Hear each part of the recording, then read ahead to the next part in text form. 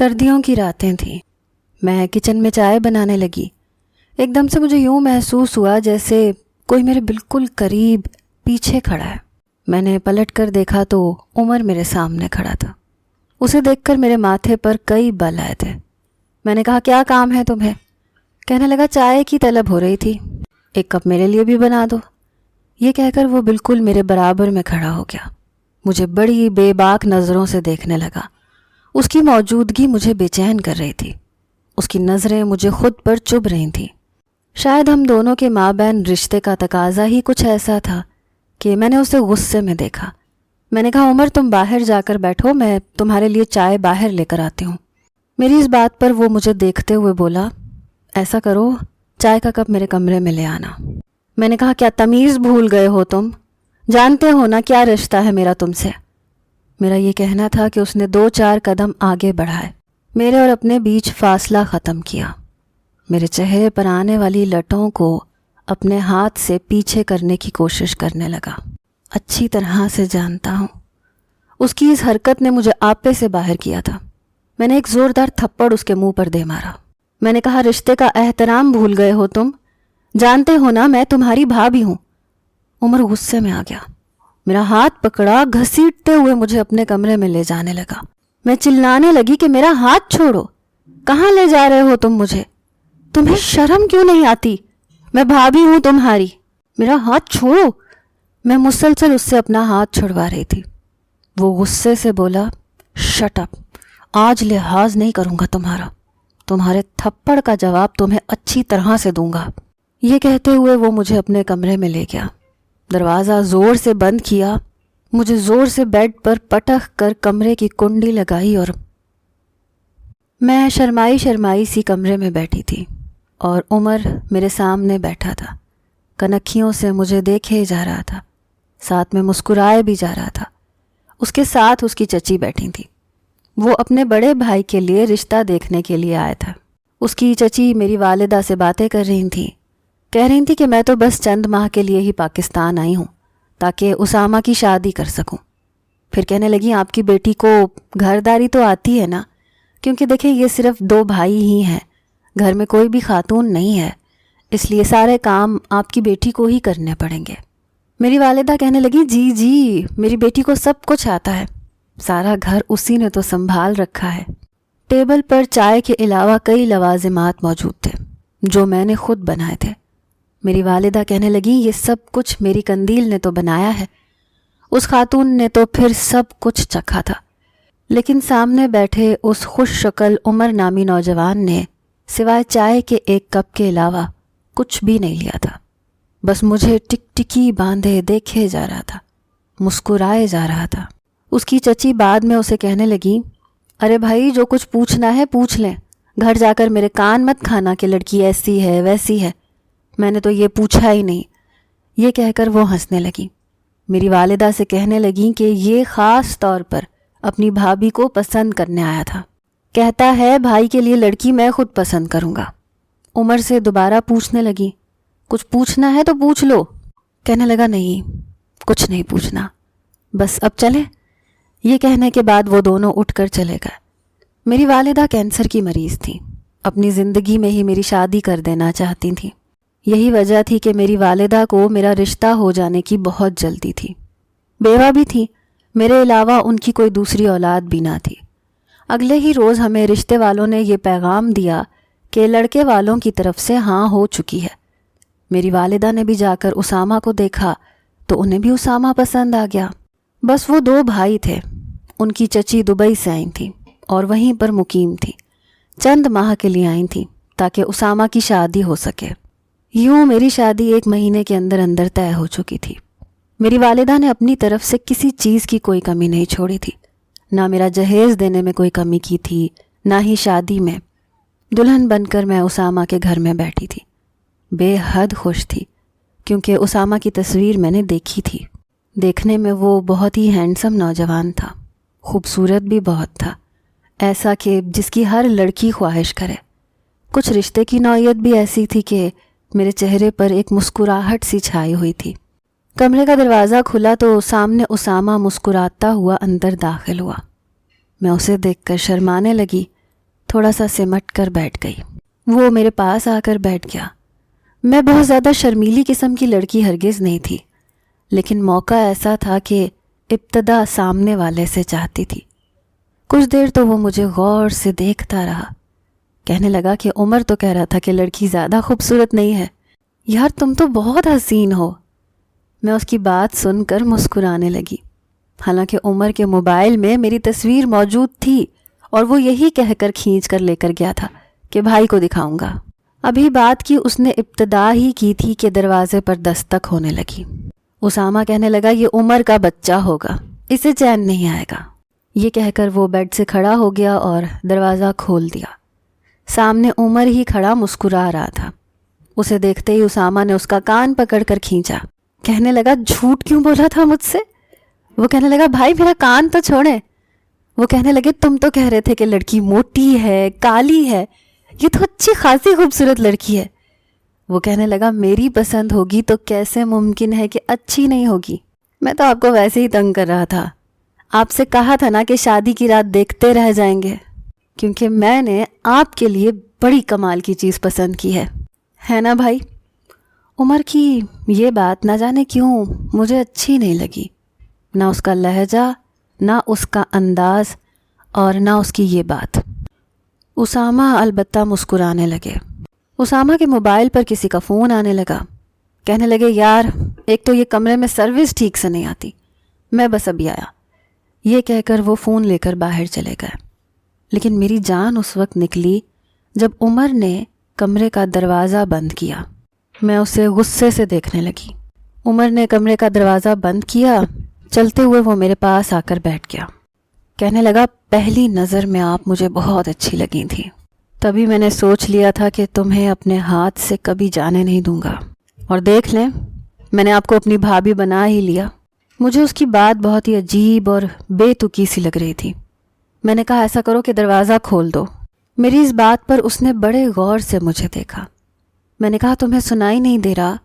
جاؤ جا کر کمرے کا دروازہ کھولو، یہ بھلا کون سا طریقہ ہے بھابھی کے ساتھ کمرے میں بیٹھنے کا؟ میرے سخت لہجے کو سن کر اس کے ماتھے پر بل پڑے۔ وہ کھڑا ہوا اور غصے سے دروازہ بند کر کے چلا گیا۔ کچھ دیر بعد اسامہ کمرے میں آئے، کمرے کا دروازہ بند کیا، میرے برابر میں بیٹھ گئے۔ کہنے لگے دیکھو میرے گھر میں نہ ماں باپ ہیں، نہ ہی کوئی بہن ہے، جو کچھ ہے بس میرا بھائی ہے۔ میں عمر سے بہت محبت کرتا ہوں، اور میں کبھی بھی یہ نہیں چاہوں گا کہ عمر کو کبھی تم سے کوئی شکایت ہو۔ آج کی رات میں بہرحال اپنے شوہر کے منہ سے دیور کی باتیں سننے کے موڈ میں بالکل بھی نہیں تھی۔ مجھے تو لگا تھا کہ اسامہ میرے حسن میں کھو کر میری تعریف کرے گا، مجھ سے محبت بھری باتیں کرے گا، لیکن اسے بس اپنے بھائی کا خیال تھا۔ وہ کہنے لگا میں چاہتا ہوں کہ میرا گھر محبت اور سکون کا گہوارہ بنے۔ میں نے کہا آپ بے فکر رہیں، آپ کو مجھ سے کبھی بھی کسی شکایت کا موقع نہیں ملے گا۔ میری اس بات پر اسامہ تھوڑا سا مسکرائے اور نظریں جھکا لیں۔ اپنے ایک ہاتھ سے اسامہ نے میرا ہاتھ پکڑا، دوسرے ہاتھ سے میرا ہاتھ سہلانے لگے۔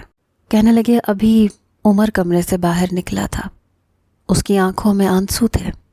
یہ کہہ کر وہ مجھے دیکھنے لگے۔ میں نے اپنی نظریں جھکا لیں۔ کہنے لگے قندیل میں اپنے بھائی کی آنکھوں میں آنسو برداشت نہیں کر سکتا۔ پھر کہنے لگے کہ تمہیں کیا برا لگا کہ اس نے کمرہ بند کر دیا؟ میں نے ذرا سی نظریں اٹھا کر انہیں دیکھا اور ہاں میں سر ہلا دیا۔ وہ کہنے لگے پگلی اسے ایسی باتوں کی سمجھ نہیں ہے جو تم اس کے لیے سوچ بیٹھی ہو، بہت معصوم ہے میرا بھائی۔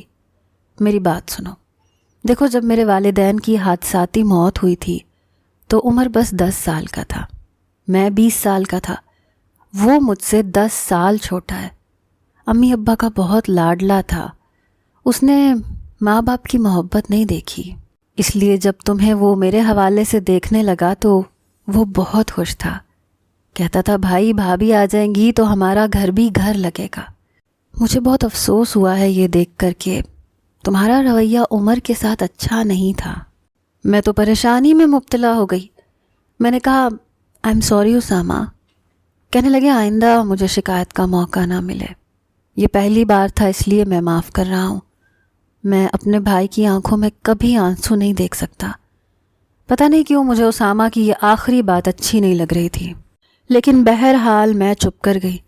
اسامہ نے مجھے منہ دکھائی میں سونے کا سیٹ دیا تھا، بے حد خوبصورت تھا۔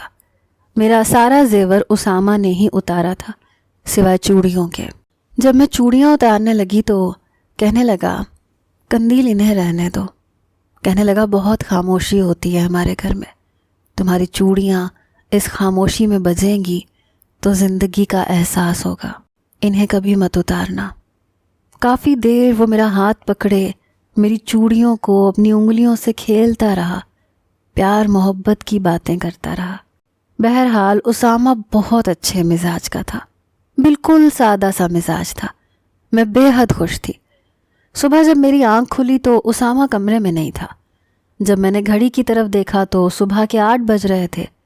گھر میں نہ ساس تھی، نہ سسر، نہ ہی کوئی نند جس کو یہ فکر ہوتی کہ صبح صبح جلدی اٹھ کر کمرے سے باہر نکل کر بیٹھنا ہے، کہیں اماں ابا کو برا نہ لگ جائے۔ اتنی صبح صبح وہ گئے کہاں؟ میں نے اپنے بالوں کو سمیٹا، جوڑا بنا کر کمرے سے باہر چلی گئی۔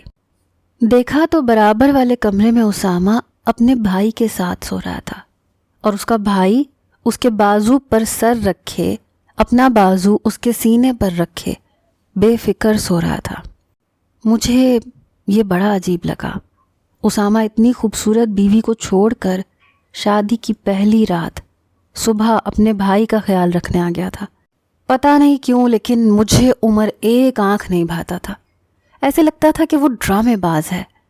میں چپ چاپ کمرے میں آ کر دوبارہ لیٹ گئی، اپنا دل جلاتے ہوئے۔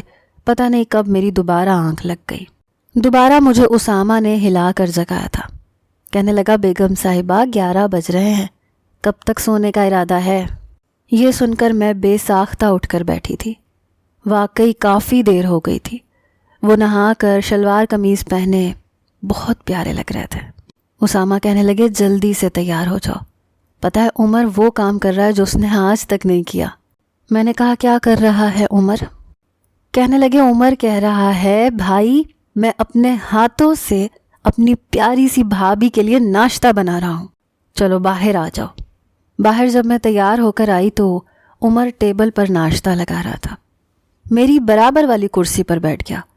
مجھے اس کی یہ حرکت بھی اچھی نہیں لگی۔ میری دوسری جانب اسامہ آ کر بیٹھ گئے۔ میری پلیٹ میں آملیٹ اور بریڈ عمر نے رکھا تھا۔ میں نے کہا یہ زحمت کرنے کی ضرورت نہیں ہے، میں خود بھی رکھ سکتی ہوں۔ کہنے لگا اب 4 دن تو آپ کے نخرے اٹھانے پڑیں گے نا بھابھی جان، پھر تو ساری زندگی آپ نے ہی سب کچھ کرنا ہے۔ اس کا انداز، اس کا لہجہ، میں نہیں جانتی کیوں لیکن مجھے بالکل اچھا نہیں لگ رہا تھا۔ میں نے کہا یہ میرا گھر ہے، میں نہیں چاہتی کہ میرے ہوتے ہوئے تم یہ سب کام کرو۔ یہ بات سن کر اسامہ مسکرانے لگے، کہنے لگے دیکھا عمر قندیل کتنی اچھی ہے، ابھی سے اپنی ذمہ داریاں سمجھ رہی ہے۔ عمر کہنے لگا یہ تو اچھی بات ہے، آخر بھابھی کو پسند جو میں نے کیا تھا۔ یہ کہتے ہوئے اس نے اپنا کالر اونچا کیا۔ رات کو ولیمہ تھا، اسی لیے پارلر پر عمر ہی مجھے چھوڑنے گیا تھا، واپسی پر وہ ہی لینے آیا۔ مجھے لگا تھا کہ اسامہ آئیں گے۔ میں گاڑی میں فرنٹ سیٹ پر ہی بیٹھی تھی۔ میں نے کہا اسامہ نہیں آئے؟ کہنے لگا بھائی شادی ہال جا چکے ہیں، وہاں کا ارینجمنٹ دیکھ رہے ہیں، اس لیے انہوں نے مجھے بھیج دیا۔ بار بار مجھے دیکھ رہا تھا۔ کہنے لگا ویسے کل سے زیادہ آج پیاری لگ رہی ہیں آپ، بے حد حسین لگ رہی ہیں۔ میں نے اس کی تعریف کا کوئی بھی جواب نہیں دیا۔ میں کھڑکی سے باہر دیکھنے لگی۔ کہنے لگا آئس کریم کھائیں گی؟ میں نے نہیں میں سر ہلا دیا۔ کہنے لگا کیوں نہیں کھائیں گی؟ آپ کو میرے ساتھ آئس کریم کھانی پڑے گی۔ ارے بھابھی بڑا مزہ آتا ہے دلہن بن کر آئس کریم کھانے میں۔ میں نے کہا عمر میں نے کہہ دیا نا مجھے نہیں کھانی، اس لیے پلیز سیدھا شادی ہال لے کر جاؤ۔ کہنے لگا اور اگر نہ لے کر جاؤں تو؟ کہیں اور لے جاؤں تو؟ اس کی بے فضول باتیں سن کر میں نے اسے گھور کر دیکھا تھا۔ آگے سے ہنسنے لگا۔ ساتھ ہی اسامہ کی کال عمر کے نمبر پر آنے لگی۔ اس نے اسپیکر کھول دیا۔ اسامہ کہہ رہے تھے عمر کب پہنچو گے تم؟ ہال میں سب مہمان آنے شروع ہو گئے ہیں، کافی دیر ہو رہی ہے۔ وہ کہنے لگا بڑی جلدی ہے آپ کو اپنی بیوی کو دیکھنے کی؟ بھائی میرا کوئی موڈ نہیں ہے جلدی آنے کا، پہلے میں اپنی پیاری سی بھابھی جان کے ساتھ آئس کریم کھاؤں گا، پھر ہم لانگ ڈرائیو پر جائیں گے اور پھر سوچیں گے کہ ہمیں ہال میں کس وقت پہنچنا ہے۔ عمر کی باتیں سن کر مجھے غصہ آنے لگا۔ میں وہیں سے اسامہ پر بلند لہجے میں کہنے لگی، اسامہ مجھے اس کے ساتھ کہیں نہیں جانا، پلیز اسے کہیں سیدھا ہال میں لے کر آئے۔ اس سے پہلے کہ اسامہ کوئی جواب دیتے، عمر نے فون بند کر دیا۔ کہنے لگا سوال ہی پیدا نہیں ہوتا، جب تک آپ میرے ساتھ آئس کریم نہیں کھائیں گی میں آپ کو ہال میں لے کر نہیں جاؤں گا۔ یہ کہہ کر اس نے گاڑی آئس کریم پارلر کے سامنے کھڑی کر دی۔ مجھ سے کہنے لگا نیچے اتریں، آئس کریم پارلر میں بیٹھ کر آئس کریم کھاتے ہیں۔ میں نے کہا سب لوگ دیکھیں گے کہ دلہن بنی ہوئی لڑکی آئس کریم کھا رہی ہے، اچھا نہیں لگے گا۔ میں نے کہا اگر تم مجھے سیدھا شادی ہال نہیں لے کر گئے تو میں بہت برا پیش آؤں گی تمہارے ساتھ۔ یہ کوئی مذاق کا وقت ہے اور کوئی اس قسم کے مذاق کرتا ہے۔ مجھے اس طرح کی نیچی حرکتیں بالکل پسند نہیں تھیں، اور خاص طور پر دیور کی بھابھی کے ساتھ بے تکلفی مجھے بہت بری لگتی تھی۔ میں نے اپنی بڑی بوڑھیوں سے سن رکھا تھا کہ دیور آگ ہوتا ہے، اس لیے اس سے دور ہی رہنا چاہیے، لیکن یہ تھا کہ نہ جانے کیوں مجھ سے فری ہونے کی کوشش کر رہا تھا۔ میرے غصے سے بھرے ہوئے لہجے کو سن کر گاڑی میں بیٹھ کر تیز ڈرائیو کرتے ہوئے سیدھا گاڑی شادی ہال کے سامنے کھڑی کی۔ اس وقت تک میرا موڈ بھی کافی خراب ہو چکا تھا۔ میں گاڑی سے نیچے اتری تو سامنے ہی اسامہ کھڑا تھا۔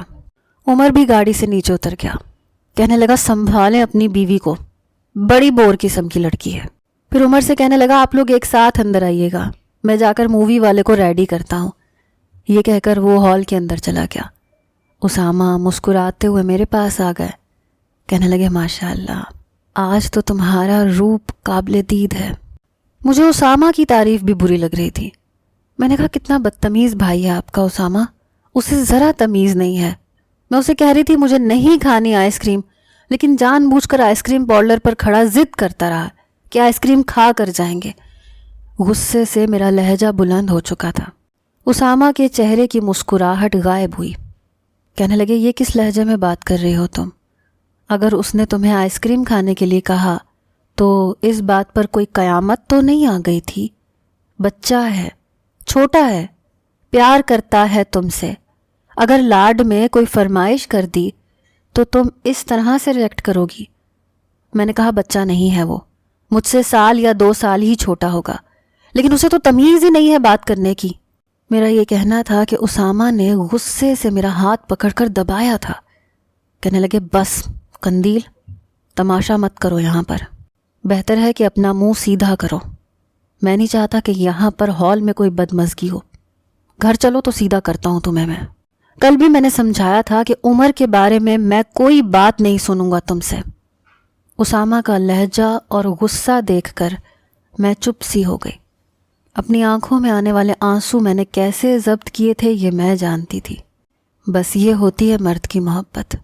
کل تک یہ شخص مجھ پر اپنی محبتیں نچھاور کر رہا تھا، اور آج اسے اپنے بھائی کی غلطی نہیں لگ رہی تھی۔ میں چاہ کر بھی اپنا موڈ ٹھیک نہیں کر سکی، اپنے چہرے پر بناوٹی مسکراہٹ نہیں سجا سکی۔ پورے فنکشن میں میں چپ چاپ خاموشی سے بیٹھی رہی۔ بظاہر اسامہ ہنس رہا تھا، سب سے باتیں کر رہا تھا، لیکن مجھے دیکھتے ہی اس کی آنکھوں میں غصے کی لہر دوڑنے لگتی۔ البتہ عمر بہت خوش تھا، اپنے بھائی کے ساتھ تصویریں بنوا رہا تھا۔ عمر میرے پاس آ کر بیٹھ گیا اور ایک بازو اپنے بھائی کے گلے میں ڈالا، دوسرا میرے کندھے پر پھیلا کر مجھے اپنے قریب کیا۔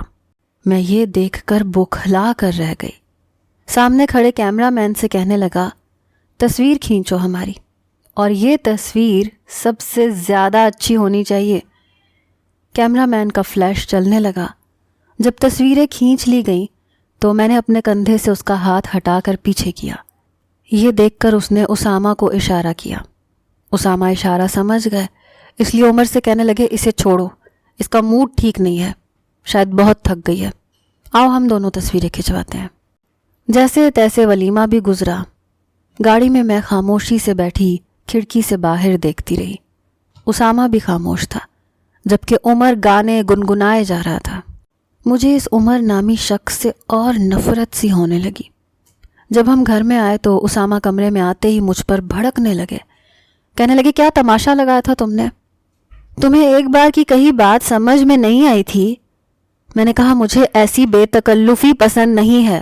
عمر کو کہیے میرے ساتھ حد میں رہا کرے۔ میری بات سن کر اسامہ نے بڑے غصے سے مجھے دیکھا، کہنے لگے میں تمہیں بہت پیار سے آخری بار سمجھا رہا ہوں، میرے بھائی سے بالکل تمیز سے رہا کرو، اگر تم نے اپنا رویہ عمر سے ٹھیک نہیں کیا تو مجھ سے برا کوئی نہیں ہوگا۔ یہ کہہ کر وہ کمرے سے باہر نکل گئے، دروازہ زور سے بند کر کے گئے۔ میں پوری رات اسامہ کا انتظار کرتی رہی لیکن وہ نہیں آئے۔ مجھے ان پر غصہ بھی آ رہا تھا اور رونا بھی۔ کیا ان کے لیے سب کچھ ان کا بھائی تھا؟ میں کچھ بھی نہیں تھی، میری کوئی اہمیت نہیں تھی۔ بہرحال میں نے اپنے کپڑے تبدیل کیے اور سو گئی۔ صبح جب میری آنکھ کھلی تو اسامہ کمرے میں ہی موجود تھے۔ مجھ سے کہنے لگے ناشتہ تیار ہے، باہر آ جاؤ۔ میں نے کہا مجھے بھوک نہیں ہے۔ میرے اکھڑے ہوئے لہجے کو سن کر وہ میرے پاس بیڈ پر بیٹھ گئے، کہنے لگے کیا چاہتی ہو تم؟ میں نے کہا آپ کو میری ذرا بھی پرواہ نہیں ہے، رات بھر آپ کمرے سے غائب رہے، عمر سے اپنا رویہ ٹھیک رکھو گی تو میں بھی تمہارے ساتھ رویہ ٹھیک رکھوں گا، اور اگر تم اس طرح نخرے دکھاؤ گی تو تمہیں طلاق دینے میں 1 منٹ نہیں لگاؤں گا، اور یہ بھی خیال نہیں کروں گا کہ تمہاری ماں بیمار رہتی ہے اور یہ صدمہ برداشت نہیں کر سکتی، تمہیں تمہارے گھر چھوڑ کر آ جاؤں گا۔ یہ سن کر میرے ہوش اڑے تھے۔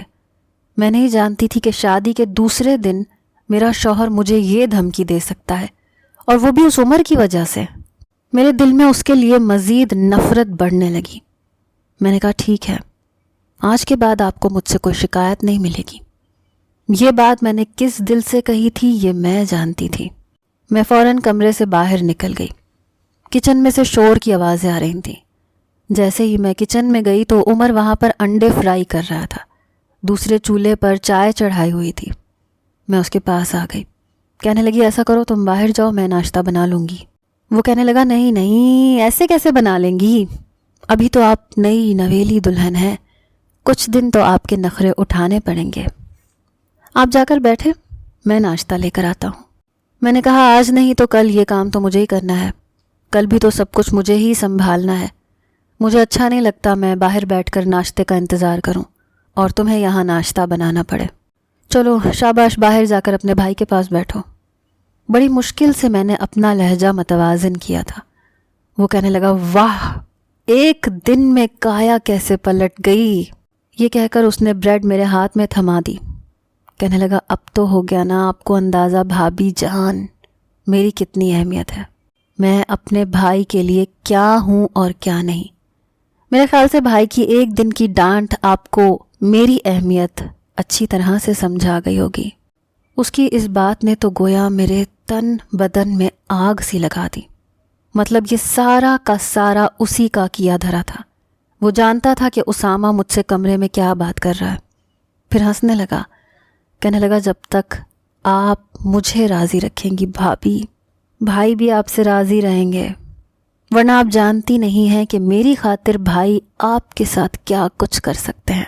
اس کی اس بات پر میں نے غصے سے اسے دیکھا تھا۔ وہ فوراً سے یوں اداکاری کرنے لگا جیسے ڈر گیا ہو۔